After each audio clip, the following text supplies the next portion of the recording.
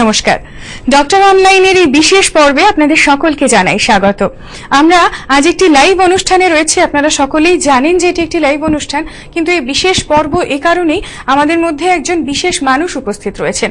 Kokilaben Dhirubhai Ambani hospital Mumbai থেকে doctor Sanjay Pandey, মানে urosurgeon. আমি সেটাই বলবো যে ওনার কাছে আজ প্রচুর কিছু জানার আছে। উনি যখন আজ আমাদের সাথে রয়েছেন, আমি গৌরচন্দ্রিকা বেশি করব না, বেশি কথা দিয়ে আমি এই সময়টুকু যেটুকু সময় ওনাকে পাওয়া যাচ্ছে পুরোটাই আমি ইউটিলাইজ করতে চাইছি, কারণ প্রচুর কিছু আমাদের জানার রয়েছে। শুধু দর্শকদের আমি শুরুতেই বলবো, এটি একটি লাইভ অনুষ্ঠান। আমাদের যে বিষয়গুলো নিয়ে আজ আমরা কথা বলবো, ইউরোসার্জন মানে বুঝতেই পারছেন এ সংক্রান্ত কিছু বিষয় নিয়ে আমরা কথা বলবো। আপনারা যারা এই সংক্রান্ত বিষয় নিয়ে আপনাদের মনে প্রশ্ন রয়েছে, আপনারা সরাসরি ফোন করতে পারেন আমাদের নাম্বারে 2461-924। আর যারা শিলিগুড়ির বাইরে থেকে ফোন করবেন বা মোবাইল থেকে ফোন করবেন, তারা কিন্তু 0353 এই কোডটি অবশ্যই বসিয়ে নেবেন। ডক্টর সঞ্জয় পান্ডে, আপনাকে স্বাগত আমাদের এই অনুষ্ঠানে। প্রথমে আপনার কাছে জানতে চাইবো যে যেহেতু আপনাদের মতো এমন মানুষকে পেলে অনেক কিছু জেনে নিতে ইচ্ছে করে, তো প্রথমেই আমি আপনার কাছে যেটা জানতে চাইবো যে রিকনস্ট্রাকটিভ ইউরোলজি নিয়ে আপনি বহুদিন ধরে কাজ করছেন, তো আমরা সাধারণ মানুষ যারা হয়তো এই টার্মটা জানিই না, সেক্ষেত্রে আপনি কি বলবেন? নমস্কার। রিকনস্ট্রাকটিভ ইউরোলজি একটা সাব স্পেশালিটি হলো যেটা আমরা একটা নতুন অর্গানকে তৈরি করি। ভাবুন আপনি genitourinary tract, kidney, ureter, bladder, urethra, external genitalia, এত অর্গানগুলো আছে। এই অর্গানগুলো যা আমাকে দেওয়া হয়েছে থ্রু নেচার, ওটা একটা ম্যাচিওর করে একটা লেভেলকে যায়। ভাবুন ওটা ম্যাচিওর হতে পারছে না, পেডিয়াট্রিক এজ গ্রুপে থেকে যাচ্ছে, হরমোন ডেভেলপমেন্ট হলো না, নাহলে ওটা কিছু ইনজুরি, নাহলে কিছু ডিজিজে নষ্ট হয়ে গেল, কিছু ক্যান্সার থাকলো না, কিছু ইনজুরি পরে কিছু বাদ দিতে হলো, যে কোনো একটা প্রবলেম যদি থেকে যায়, ওটা আমাদের বাদ দিয়ে দিলে তো ওটা থাকবে না। আমি এটা আঙুলিটা বাদ দিয়ে দিলে আঙুলি থাকলো না, কিন্তু ইনকেস ওটাকে আমি রাখতে চাইছি, কেমন আমি ওটা রিকনস্ট্রাক্ট করে ও অর্গানটাকে ইউজ করতে পারবো, এই সাবজেক্টটা রিকনস্ট্রাকটিভ ইউরোলজি হলো। রিকনস্ট্রাকশন মানে আমরা যা ছিল তাকে আবার কনস্ট্রাক্ট করছি, কেন কিছু কারণ জন্য ওটা আমরা বাহার করে দিয়েছি। এক্সাম্পল হলো কিডনি একটা ব্লক আছে, যেটা আমরা কিডনি ফুলে যায়, আমরা ওটাকে বলি পেলভি ইউরেট্রিক জাংশন অবস্ট্রাকশন। এই প্রবলেমকে আমরা রিপেয়ার করতে পারি বাই রিপেয়ারিং দ্য পেলভি ইউরেট্রিক জাংশন, আমি পিউজি অবস্ট্রাকশন বলি। ওটা জন্ম থেকে থাকে। কোন ছোট ছেলে আপনি সোনোগ্রাফি করলেন, কিডনিটা পুরো ফুলা আছে, এটাকে আমরা পিউজি অবস্ট্রাকশন বলি। কিডনিটা এমন ছেড়ে দিলে কিডনি নষ্ট হয়ে যাবে, কেন জাংশন অফ দ্য কিডনি আমরা পাইপ অ্যাকচুয়ালি একটা কনজেনিটাল ব্লক আছে। ও ব্লকটাকে আমরা রিপেয়ার কখন করব, যখন আমরা ধরা পড়া যাবে কোন একটা সমস্যা যেই আসবে সামনে, তখন সেটাই রিকনস্ট্রাকশনের একটা জায়গা। তো এইখানে এই ক্ষেত্রেই কি এর সাথে কি চলে আসে এই ব্যাপারটা, ইউরিনারি লিকেজের ব্যাপারটা, না এটা একটু অন্যভাবে আমরা ভাবতে পারি? ইউরিনারি লিকেজ अगेन আমরা এজ ডিভাইড করলে বলতে পারি, যখন জন্ম হয়েছে তো আমি দিনে 20 বার পেছাব করি, কেন আমি একটা ছোট ইনফ্যান্ট। যেমন আমরা ম্যাচুরিটি হয়ে ব্রেন আর ব্লাডার একটা অ্যাক্সেস ডেভেলপ করে, ও যে ডেভেলপমেন্টে থাকে ওটা আমাকে অ্যাকচুয়ালি জানায় আমি কখন পেছাব করব, কখন পেছাব করব না, টয়লেটে যাই। এটাকে আমরা যে কগনিটিভ অ্যাকশনটা আমরা নিই, এটা একটা বয়স পরে আমি শিখে যাই। 3 থেকে 5 বয়সে আমি একটা পেছাব কন্ট্রোল জানে যাই। 5 থেকে 15 বয়স যা বয়স হলো, ও বয়সে আমরা রাতে ইনকেস বেডে বিছানা পেছাব করছি, ওটা একটু নর্মাল নেই, ওটা এবনর্মাল। তো আমি আপনাদের টিভি মাধ্যমে জানতে চাইছি, আপনাদের ছেলে আছে যার 10 বয়স হয়ে গেছে, 15 বয়স হয়ে গেছে, কিন্তু রাতে বেডে পেছাব হচ্ছে, ওটা অনেকেই এই সমস্যাটা শোনা যায়, কিন্তু আমরা কি করি, আমরা ছেলেকে একটু রেগে যাই, ওনাকে একটু, তো কি ওনার মরালটা কমে যায়। ওটা ওনার ভুল নেই, ওনার একটু ডিপ স্লিপে আছেন, এটা ব্রেন ব্লাডার অ্যাক্সেসটা ডেভেলপ হয়নি, এর ট্রিটমেন্ট আছে। তো আপনার কাজ হলো আপনি একটা ইউরোলজিস্ট কাছে যান, ওনাকে দেখান। এর কিছু বিশেষ রকেট সায়েন্স নেই, এটা একটু সহজ ট্রিটমেন্ট। এটা আপনি এখন না ট্রিটমেন্ট করলে এটা বড় যাবে। এক্সাম্পল পরবর্তীতে আরো অনেক সমস্যা দেখা যাবে। তাহলে 30 বয়স হয়ে গেছে, বিয়ে বাড়ি দিতে হবে, এই টাইমে মানুষ এসছে, আমি তো বিয়ে বাড়ি যাবোই না, কেন আমার তো পেছাব লিক হয়ে যাচ্ছে, আমি সব রাতি পেছাব লিক করি, আমি হোটেলে যাবো তো কার সঙ্গে বেড শেয়ার করতে পারবো না, কেন আমি তো সব রাতি বেড লিক। তো এটা কি হয়েছে, অনেক রিফ্র্যাক্টরি হয়ে গেছে, এটা টাইমে ট্রিট করা হয়নি। তো এটা হলো এক টাইপের ইউরিনারি ইনকন্টিনেন্স লিকেজ, যেটা নকটুর্নাল এনুরেসিস কহা যায়। রাতি টাইমে বেডে লিক হচ্ছে, নকটুর্নাল মানে রাতি, এনুরেসিস মানে রাতিরে বেডে লিক হচ্ছে, এটা একটা টাইপের লিকেজ। এটা আলাদা লিকেজ যেটা হয়, যেটা আমাদের পেছাব কন্ট্রোল করতে পারলাম না। আমি ইন্টারভিউ বসে আছি, ব্লাডার জোরলে কন্ট্রাকশন করলো, আমাকে ইন্টারভিউ ছেড়ে যেতেই হবে, এতটা সমস্যা হয়ে যায় এটা, এটাকে ওভার অ্যাক্টিভ ব্ল্যাডার বলা যায়। টয়লেট পৌঁছে আগে হি আমার পেছাব লিক হয়ে যাচ্ছে। এটা আরো ইউরিনারি ইনকন্টিনেন্স আছে যেটা লেডিজ কে হয়, যেটা ওনার খাসি করেন, জোরে কথা বলবেন, জোরে হেঁটা চলা করলে, স্টেপস চললে পেছাব লিক হয়ে যায়, ওটাকে আমরা স্ট্রেস ইনকন্টিনেন্স বলি। ইনকন্টিনেন্স ও লিকেজ অফ ইউরিন একটা অ্যাবনর্মাল জিনিস যেটা কোয়ালিটি অফ লাইফ কে ডিস্টার্ব করে। এটা কোনো একটা নির্দিষ্ট বয়স থেকে শুরু হয় না? মানে এই যে প্রবলেম, এটা ইউরিনারি লিকেজের যে একটা প্রবলেম, এটা আপনারা প্রবলেম কখন বলবেন?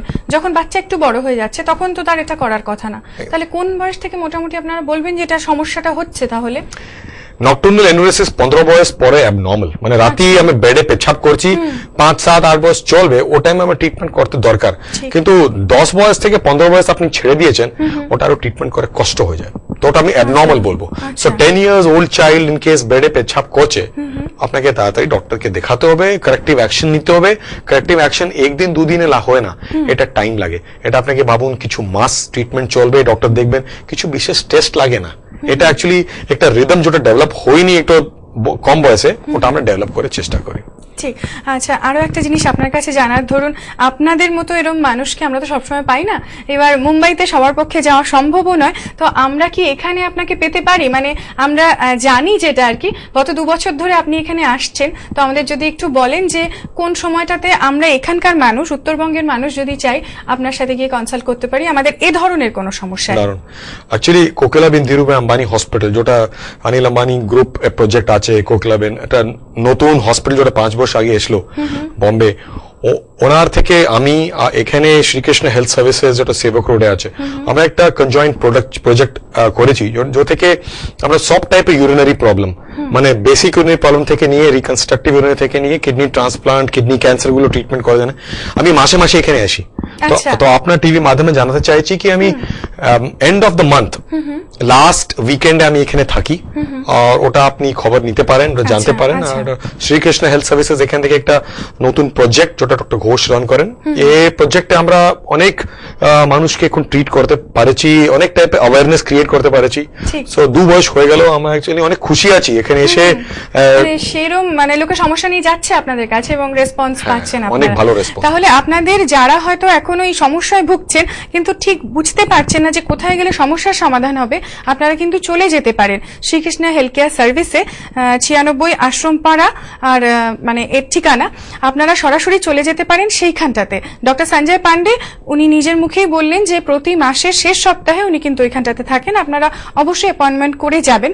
আরো বেশ কিছু বিষয় আপনাদের প্রতিনিধি হয়ে আমি ওনার কাছে শুনে নেব ঠিকই, কিন্তু আপনারা যদি আপনাদের সমস্যা নিয়ে সরাসরি ফোন করেন তাহলে কিন্তু আরো বেশ হয়। 2461-924 এই নাম্বারে ফোন করুন। সন্ধ্যে 7টা অবধি আমরা কিন্তু পাচ্ছি ডক্টর সঞ্জয় পান্ডেকে, মানে এখনো বেশ খানিকটা সময় আমাদের হাতে রয়েছে, তো আপনারা চটপট ফোন করে ফেলুন আমাদের নাম্বারে। এই ইউরোলজি সংক্রান্ত যে কোনো সমস্যা বা যে যে বিষয়গুলো নিয়ে আজ উনি কথা বলবেন, আমি আগেই মানে অনুষ্ঠান শুরুর আগে আমি জেনে নিচ্ছিলাম যে কোন কোন বিষয়গুলিতে উনি আরো বেশ কিছু জানাতে চান আপনাদের। যেমন আমি একটু চলে আসবো ডক্টর, জেন্ডার রিঅ্যাসাইনমেন্ট আপনি বলছিলেন, এটা আমাদের কাছে খুব নতুন, মানে মেট্রো সিটিজ গুলোতে যদিও অনেকটা ছড়িয়েছে, তো আপনি ওইখানটাতে কিরম রেসপন্স পাচ্ছেন, বা এই উত্তরবঙ্গেও কি আদৌ আপনি ভাবছেন যে এমনটাও হতে পারে, এটা একটু জানতে চাইবো। ধন্যবাদ। জেন্ডার রিঅ্যাসাইনমেন্ট মানে আমরা একটা ফাইনাল লিঙ্ক পরিবর্তন যেটা করছি, এটা কেন করা যায় এটা আমাকে জানতে হবে। নর্মাল সোসাইটি যখন আমরা থাকি, আমরা এটা অ্যাকচুয়ালি জানি না কি এটা কত বড়, কত কমপ্লেক্স প্রবলেম থাকতে পারে। হয় কি আমাদের যখন ডেভেলপমেন্ট হয়ে ব্রেনে, ও ব্রেন ডেভেলপমেন্ট জন্য আমাদের একটা আলাদা টাইপের ডেভেলপমেন্ট চলে যাচ্ছে। আর আমি একটা ফোন নিয়ে নিন না। নমস্কার। হ্যালো, হ্যাঁ, কে বলছেন? আমি শিব মন্দির থেকে বলছিলাম। বলুন।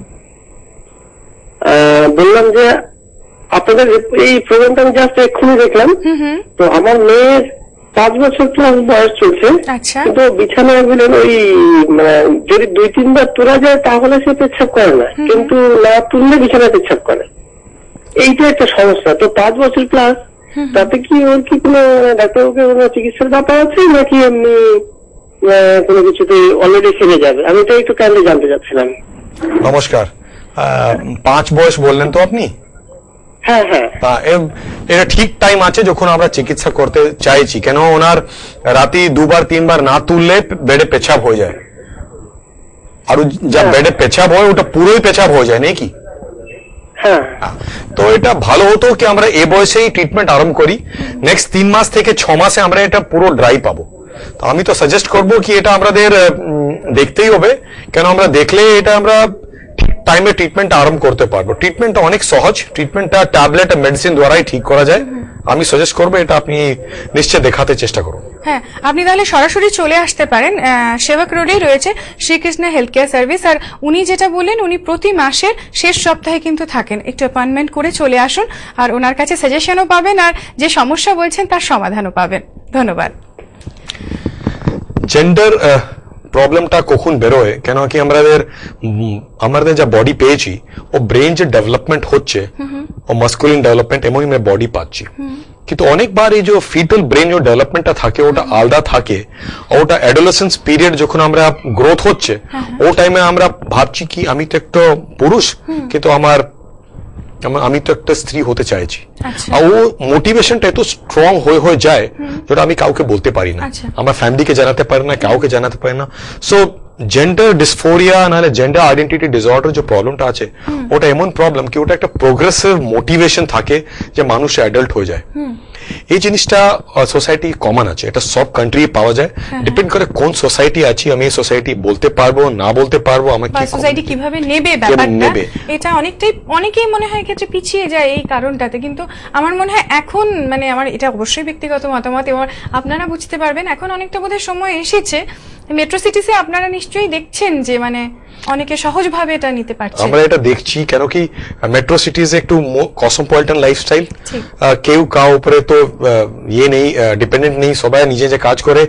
এই জিনিস আমরা দেখছি কি অনেক লোক এটা খুলে এখন বলছে, চেষ্টা করছে, অনেক দিন থেকে বডি এন্ট্র্যাপড আছে, চেষ্টা করছে আমি বডি বেরোতে পারবো কি, ওই জন্য ওনা এসে আমার সঙ্গে ডিসকাস করে পরামর্শ করে।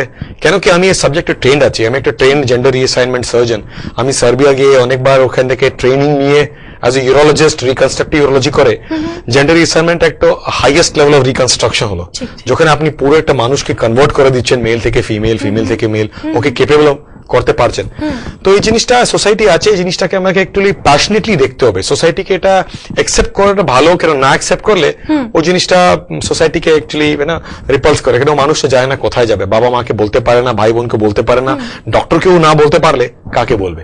হ্যাঁ, আর এবারে একটা চলে আসবো, এটা খুব একটা মানে সেন্সিটিভ ইস্যু।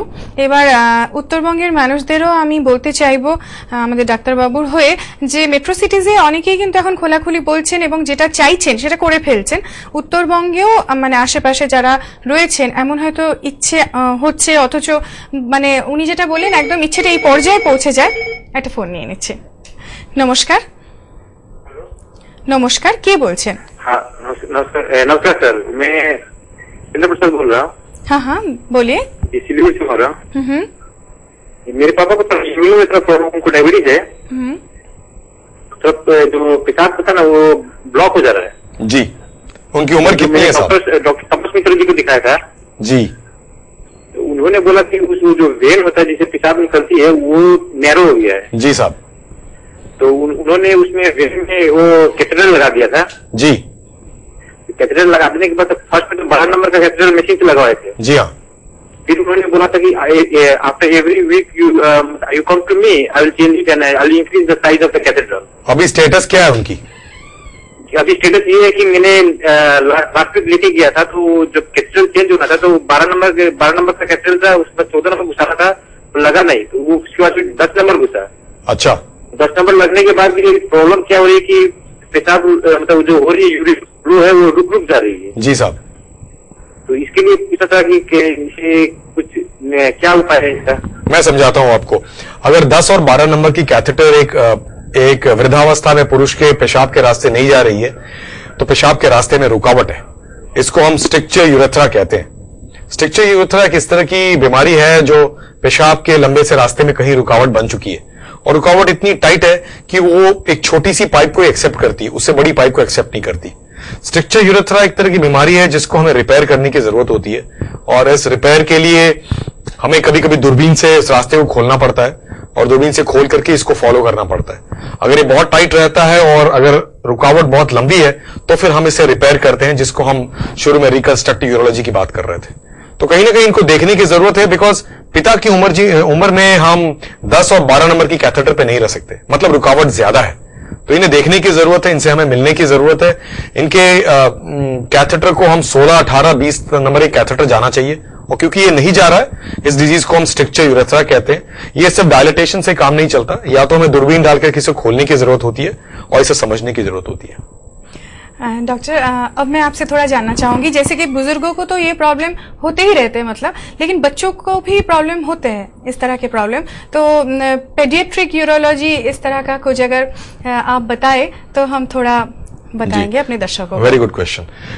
पेडियाट्रिक यूरोलॉजी वो सबसेट हुआ यूरोलॉजी का जो बिल्कुल बचपन से लेके पहले 12-14 सालों में देखा जाता है। पहले 12-14 साल में किस तरह की चीजें देखी जाती हैं बच्चों में, उसमें सबसे पहला तो हुआ कंजेनिटल एनोमलीज। अच्छा। बच्चों की जन्म हुई है तो जन्म के साथ क्या क्या किडनी, यूरेटर, ब्लैडर की प्रॉब्लम हो सकती है। पहली प्रॉब्लम आप किडनी की हो सकती है, जिसमें किडनी की डेवलपमेंट के समय किडनी की जो जंक्शन है किडनी और किडनी की पाइप की, जिसको हम पेल्वी यूरेट्रिक जंक्शन कहते हैं, वो बहुत बार ऑब्स्ट्रक्शन दिखता है। अच्छा। ये कभी एक तरफ कभी दूसरी तरफ, इससे किडनी का फंक्शन ऑब्स्ट्रक्ट हो सकता है, किडनी में रुकावट बनती है, किडनी में सूजन बनती है, किडनी की पूरी यूरिन खाली नहीं होती और किडनी का फंक्शन धीरे धीरे घटता जाता है। अच्छा। इसको अगर टाइम पे रिपेयर नहीं करते हैं तो ये किडनी फाइनली एक पानी का गुब्बारा बन जाता है। इसकी वो जो ये प्रॉब्लम एक छोटे से बच्चे को भी हो सकता है? ये प्रॉब्लम जन्म के समय से हो सकता है। अच्छा। जन्म के पहले पकड़ा जा सकता है। अच्छा। हम जो प्रेग्नेंट लेडीज में सोनोग्राफी करते हैं उन माताओं में सोनोग्राफी के समय इसे पकड़ सकते हैं, और अगर पकड़ा है तो इसे जन्म के ठीक बाद और उसके बाद क्लोजली फॉलो करते हैं, और इसे हम बचपन में ऑपरेशन करते हैं। इसकी ऑपरेशन कोई 3 से 6 महीने, 3 महीने से लेकर के और 50 साल तक की जा सकती है। ये डिपेंड करता है हम कब पकड़ते हैं। अच्छा। हम आज मतलब जितनी जल्दी मतलब समाधान हो सके उतना अच्छा। परफेक्ट। जितनी जल्दी पकड़े उतना किडनी का फंक्शन बचा पाए। अच्छा। और जितने लेट से पकड़े, ये ऑपरेशन हम 50 साल की उम्र में भी करते हैं। अच्छा। उस समय काफी देर हो जाती है। नमस्कार। हेलो, কে বলছেন? হ্যালো, হ্যাঁ নমস্কার। কে বলছেন? নমস্কার। হ্যালো, আমি শিলিগুড়ি থেকে বলছিলাম, বিকাশ পাল। হ্যালো, হ্যাঁ, আপনার সমস্যার কথা বলুন, আমরা শুনতে পাচ্ছি। বুঝলাম, দেখুন আমার কিডনিতে ডাক্তার বলেছিল মানে স্টোন হয়েছে, ঠিক আছে, সেটা আর মানে কিভাবে কি মেনটেন্স করতে হবে ডাক্তারবাবুর কাছে আমি শুনতে চাইছিলাম। আমাকে জানাবেন কিডনি স্টোন সাইজটা কি আছে, কোথায় আছে? দুটো কিডনি আছে, একটা কিডনি। হ্যালো, কিডনি স্টোনটা কত বড় আছে? বলেছে সেরকম বড় হয়নি, ছোটই আছে, মানে বেশি বড় হয়নি। ঠিক আছে। আর মানে একটু মানে কি বেশি সবসময় অল্প অল্প করে জল খায়, এটারও একটা প্রবলেম আছে। মানে সবসময় তো বেশি জল খায় না, অল্প অল্প করে খেয়ে খেয়ে উপরে মানে বারবার বাথরুমে যাওয়া, এটা কি প্রবলেম হতে পারে? কি আমি জানাচ্ছি কিডনি থেকে যা স্টোন থাকে ও স্টোনটা নর্মালি আস্তে আস্তে বড়ে যাবে, নাহলে স্টোনটা কিডনি পাইপ থেকে নিচে আসতে চেষ্টা করবে। আস্তে আস্তে বড়ে গেলে ওটা 2 বয়স, 10 বয়স, 20 বয়স থেকে অনেক বড় হতে পারে, ওটা কিডনিকে নষ্ট করবে। লাস্টে আমাকে ওটা বাহার করতে হবে অপারেশন দিয়ে। কিডনি ছোট স্টোন থাকলে প্রবলেম কি, ওটা স্টোনটা কিডনি পাইপে পড়ে যেতে পারে আর ওটা কখনো ইমার্জেন্সি হতে পারে। তো দুটোই ভালো জিনিস নেই। কিডনি স্টোন থাকলে ওটাকে আমরা ট্রিটমেন্ট করতে চাই। তার মানে কিডনি স্টোন পাওয়া গেল তো আলাদা আলাদা ট্রিটমেন্ট থাকে। ছোট স্টোনে আমরা মেডিসিন আরম্ভ করি, আমরা ফ্যাক্টর গুলো দেখি, ওটা লিথোট্রিপসি ব্লাস্ট না পাউডার করতে পারি। বড় স্টোন থাকলে আমরা ওটা দূরবীন দিয়ে বাহার করি। দূরবীনটাই অনেকবার পেছাব রাস্তা দিয়ে যাই, অনেকবার পেছনে হোল করে আমরা কিডনি ডাইরেক্টলি বাহার করি। তো আমার সাজেশন হবে কি কিডনি স্টোনটা আপনি নিজে ট্রিটমেন্ট করতে পারবেন না, খালি জল খেলে হয় না। জল খেলে আপনি ইউরিনটাকে আন্ডার স্যাচুরেট করতে পারবেন। ফিউচারে আপনি স্টোনটা কেমন প্রিভেন্ট করতে পারবেন, যা আপনি কিছু করতে পারেন খাবার টাবার দিয়ে, জল দিয়ে। কিন্তু আপনাকে দেখতে হবে কি স্টোনটাকে আমি কেমন ট্রিটমেন্ট করবো, কেন কি স্টোনের ন্যাচারাল হিস্ট্রি কি, না তো নিচে পড়ে যেতে পারে, রাতারাতি ইমার্জেন্সি হতে পারে, আমাদের দূরবীন দিয়ে পাইপ দিয়ে বাহার করতে হবে, নাহলে ওটা আস্তে আস্তে কিছু না ব্যথা করে বড়ে যেতে পারে। দুটাই জিনিস আমাকে ট্রিটমেন্ট লাগে। তো আপনার এই কিডনি স্টোন তো ইউরোলজিস্টকে দেখাতেই হবে। আচ্ছা, এই কিডনি স্টোনের আমাদের কিডনির সমস্যা বলতে বিশেষত আমরা যেটা সাধারণ মানুষের কাছে উঠে আসে কিডনিতে স্টোন, এছাড়াও কি কিডনির কোনো সমস্যা হয় যাতে কিডনি ফেলিওর এই ব্যাপারটা চলে আসে? দুটো বড় কিডনি প্রবলেম আমি বলবো, একটা হলো কিডনি ক্যান্সার, একটা বলবো কিডনি ফেলিয়ার। আচ্ছা, আমি এই কিডনি ক্যান্সারটা বুঝিয়ে দিই। কিডনি ক্যান্সার আমাদের এখন অনেক ধরা পড়া যাচ্ছে, কেন কি আমরা সবাই আল্ট্রাসাউন্ড করছি, হেলথ চেকআপ হচ্ছে, এটা আগে হতো না। তো আমরা এক্সিকিউটিভ হেলথ চেকআপে কিডনি ক্যান্সার ধরা পড়া যায়। কিডনি ক্যান্সার ডিজিজ যেমন আলাদা ক্যান্সার গুলো, এই ক্যান্সারটা একটু ইউনিক। এই ক্যান্সারের ট্রিটমেন্টটা অপারেশন এন্ড অনলি অপারেশন, আরো কিছু ট্রিটমেন্ট নাই। তো আমি কি পুরো সেটাকে অপারেট করে ফেলতে হবে, বাহারি করতে হবে। কিন্তু এখন কি হয়েছে, আমরা কিডনি ক্যান্সারটা অনেক আলাদা ভাবে ট্রিটমেন্ট করতে পারি। তাড়াতাড়ি ধরা পড়লে, সাপোজ কিডনি ক্যান্সারটা উপরে হয়েছে। নমস্কার। নমস্কার, কে বলছেন? আমি সহদেব বলছি। আচ্ছা, আপনি একটু টিভির ভলিউমটা মিউট করে দিন। ঠিক আছে, বলুন আপনার সমস্যাটা। আমার সমস্যা মানে 4 বছর থেকে কিডনির প্রবলেম আছে। হ্যাঁ, 2008 থেকে। আচ্ছা, পরে ডাক্তার দেখাইলাম, দেখার পরে যে তাপস মিত্র স্যারকে দেখাইছি, পরে 2 বছর চিকিৎসা করলাম, বললো ঠিক আছে। আচ্ছা, 3 মাস 4 মাস পর আলট্রাসাউন্ড করতাম। আচ্ছা, আপনার কিডনিতে যে সমস্যাটা, কি সমস্যা হয়েছে আর কি সেটা আপনি বুঝেছেন? হ্যাঁ বলেছে, আলট্রাসাউন্ড করেছে তো। কিডনি লেফট রাইট টু সাইডে গেল। প্রথমে বলছে টিউমারের মতন পাথর আছে, স্টোন আছে। আচ্ছা, হ্যাঁ, পরে ডাক্তার ভালো করে বলেও না, পরে এখন আবার হোমিও দেখাচ্ছি, বলছে কি এলো গুড়ি দুই সাইডে লেফটে না একদম ছোট ছোট পাথরের মতন আছে। ঠিক আছে, টিউমারই না, এখন পাথর। ভালো বুঝতে পারলাম। আপনি কোথায় আছেন? শিলিগুড়ি আছেন? কোথায় আছেন আপনি? হ্যাঁ, আপনি কোথায় থাকেন? আমি শিলিগুড়িতে। ঠিক আছে, যেহেতু ডক্টর বলেছেন কি কিডনির ছোট ছোট পাথরগুলো আছে, ছোট ছোট পাথরগুলোকে দেখতে হয়। এটা অ্যাকচুয়ালি সোনোগ্রাফি ছোট টিউমার ছোট পাথর কনফিউজ করতে পারে অনেকবার। ইনকেস এটা মাসে মাসে বয়স আপনি সোনোগ্রাফি করছেন, এমনই পাওয়া যাচ্ছে না, বড় যাচ্ছে, ও টাইম আমাকে সিটি স্ক্যান করতে হয়। সিটি স্ক্যানটা সোনোগ্রাফি থেকে একটু উঁচু, আমাকে বেশি জিনিস জানাতে পারে, একটু সেন্সিটিভ টেস্ট। অনেকবার সোনোগ্রাফি সবকিছু ধরতে না পারে। ও জিনিস আমাকে টিউমার আছে না স্টোন আছে না কিছু কনজেনিটাল ডিফর্মিটি আছে জানতে হয়। সেটা সিটি স্ক্যান ছাড়া ধরা পড়ে না। আমি আপনাকে কিডনি টিউমারে বলছিলাম এক্স্যাক্টলি এই জিনিসটা। সোনোগ্রাফি আমি এক্সিকিউটিভ হেলথ চেকআপে করলাম, একটু সোনোগ্রাফি কিছু ডাউটফুল মাস লাগলো, ওটাই কোয়ান্টিফাই করতে, ওটাকে জানতে আমি এটা কি জিনিস আমরা সিটি স্ক্যান করি।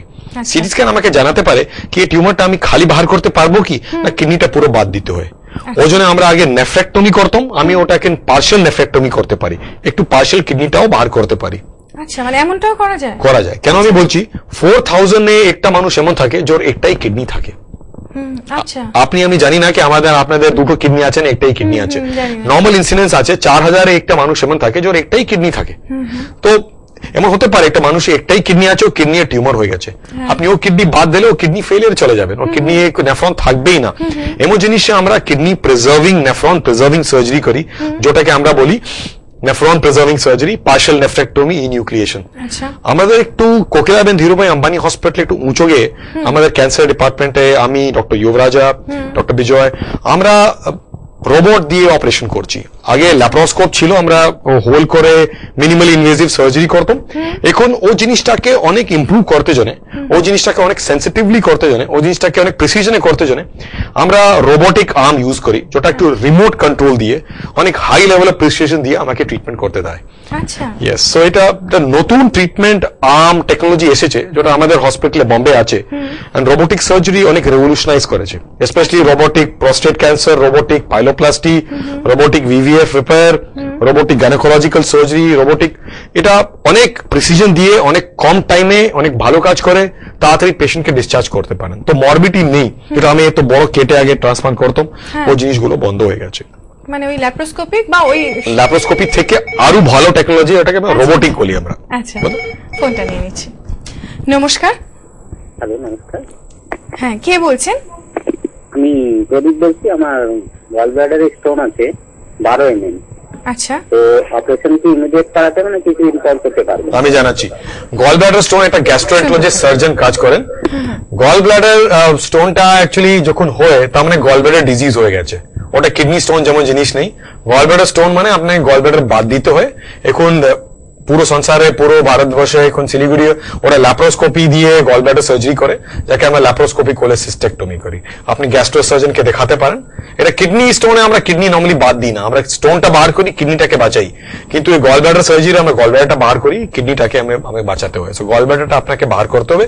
এটা কিছু ইমার্জেন্সি নেই, কিন্তু ইনকেস ব্যথা হচ্ছে বারংবার আপনাকে যেতেই হবে, এই কাজটা করাতেই হবে, কেন 12 মিলিমিটার স্টোনটা বড় স্টোন।